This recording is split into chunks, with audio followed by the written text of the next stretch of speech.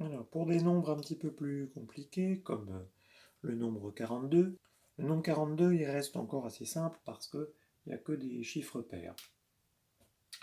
Donc vous prenez les 4 dizaines, donc la moitié de 4 dizaines, ça va être 2 dizaines. Donc ici j'ai 20. Les 2 unités, donc la moitié de 2 c'est 1. Et quand vous les assemblez, ça fait 21. La moitié de 42, c'est 21. Ça va être un petit peu plus compliqué quand dans le nombre, il y aura des chiffres impairs comme le 9. Et dans ces cas-là, il faut bien décomposer le nombre. Il y a deux façons de décomposer 98. Soit vous vous dites que 98, c'est 90 et 8. Et la deuxième façon, c'est de se dire que 98, c'est 80 plus 18. Donc 98.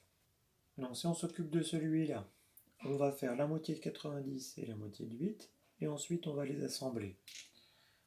C'est pour ça que je vous disais tout à l'heure, c'est pratique de savoir que la moitié de 90, c'est 45.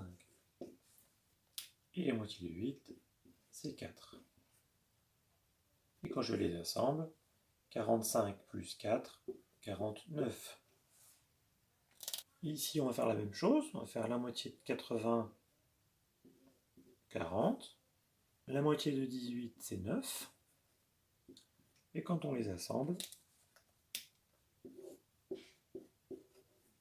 ça fait 49. La moitié de 98, c'est 49. Pour terminer, je vais vous montrer avec un nombre à 3 chiffres qui est dans votre exercice, le 106. On peut décomposer de la même façon.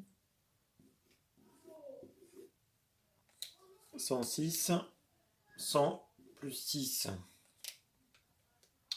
Donc là, c'est bien pratique de savoir que 100, la moitié c'est 50. La moitié de 6, c'est 3. Et si je les assemble, ça fait 53.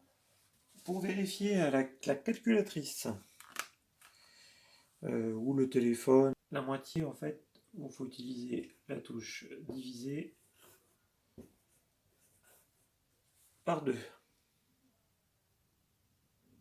Donc, par exemple, 106 divisé par 2, vous faites donc la touche 1, 0, 6, divisé par 2, égale, et vous aurez le résultat qui va s'afficher, 53. À bientôt.